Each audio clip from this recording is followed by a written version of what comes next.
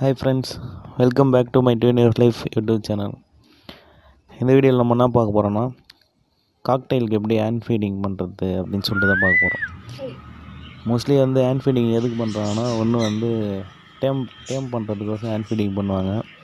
இன்னொன்று அதோட parents சிக்கிக்கு food கொடுக்காது.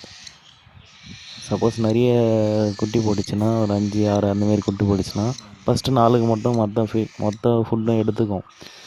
மீதி 2 ஃபுட்டு அதுக்கு கிடைக்காது. அதனால் அந்த 2 சிக்ஸு இல்லை மொத்த சிக்ஸாகவும் எடுத்து பண்ணிடலாம், அந்த 2 சிக்ஸும் எடுத்து பண்ணிடலாம். அந்த மாதிரி டைமில் ஹேண்ட் ஃபீடிங் பண்ணுவாங்க.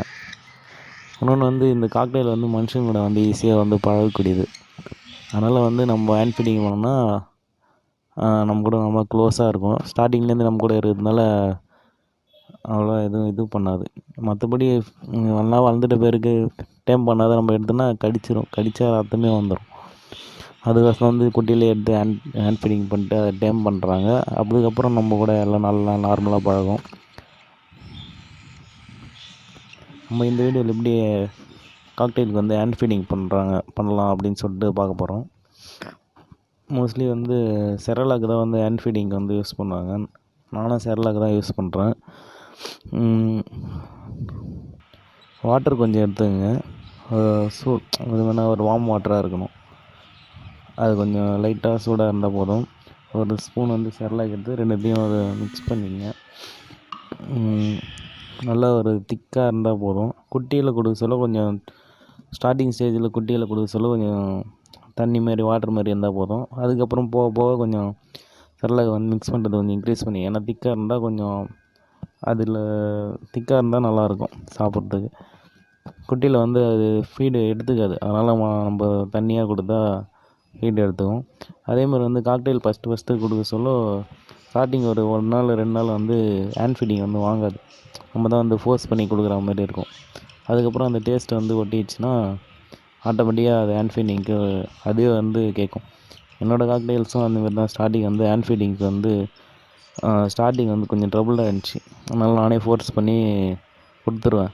அதுக்கப்புறம் கரெக்டாக கொஞ்சம் பசி எடுத்துக்கிச்சுன்னா அது கத்தும். ஒரு மாதிரி கத்தும். அப்போ இந்த செரலாக் மிக்ஸ் பண்ணி ஹேண்ட் ஃபீடிங் பண்ணுவேன்.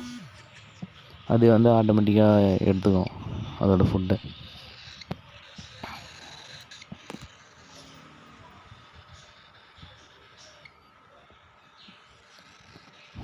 நான் இந்த டேம் பண்ணுறதுக்கோசம் ஹேண்ட் ஃபீடிங் எடுத்தேன். ஒரு சிக்கு பிறந்து ஒரு லைட்டாக ரெக்கை வளர்ந்தோடனே எடுத்துடணும். அப்போ தான் டேம் பண்ண முடியும்.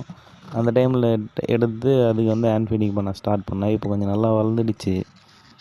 ஸ்டார்டிங் வீடியோ எடுக்க முடியல, அதனால் இப்போ தான் எடுத்தேன். ஓரளவுக்கு அது சாப்பிட்டோன்னே அதுக்கு சப்போஸ் ஃபீடிங் போதும் அப்படின்னு சொல்லிட்டோன்னா அதுக்கப்புறம் அது வாங்கிக்காது ஃபுட்டு. மோஸ்ட்லி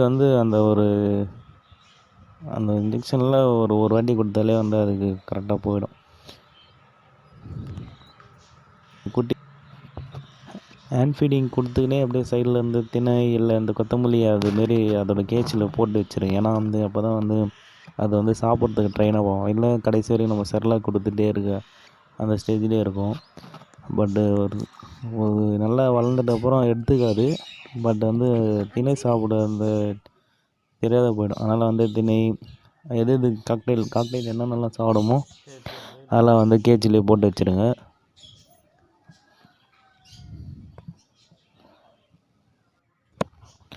என்னோடய காக்டெயில் சிக்கு இப்போ நல்லா கொஞ்சம் வளர்ந்துடுச்சு. ஃபுல்லாக வளர்ந்துட்ட பிறகும் டேம் பண்ண பிறகு உங்களுக்கு ஒரு வீடியோ போடுறேன்.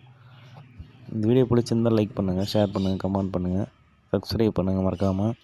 அப்படியே பெல் ஐக்கான் கிளிக் பண்ணுறேங்க. அப்போ தான் என்ன ஒரு வீடியோ அப்லோட் பண்ணால் உங்களால் அந்த வீடியோ பார்க்க முடியும் உடனே. Okay friends, by.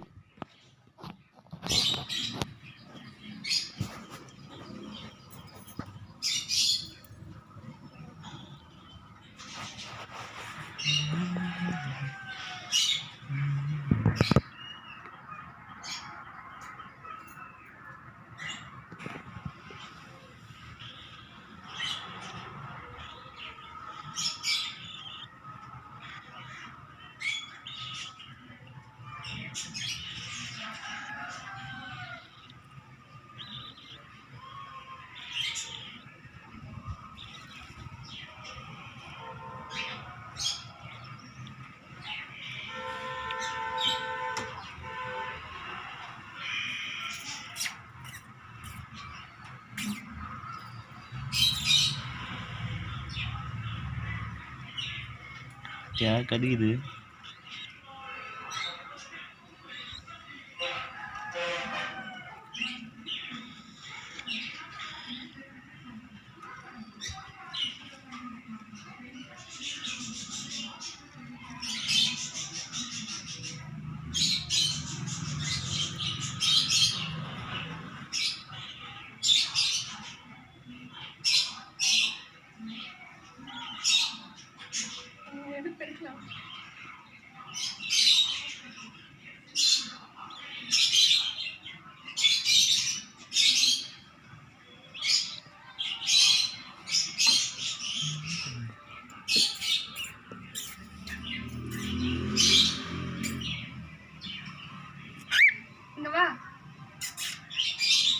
பேசாத கம்முனு.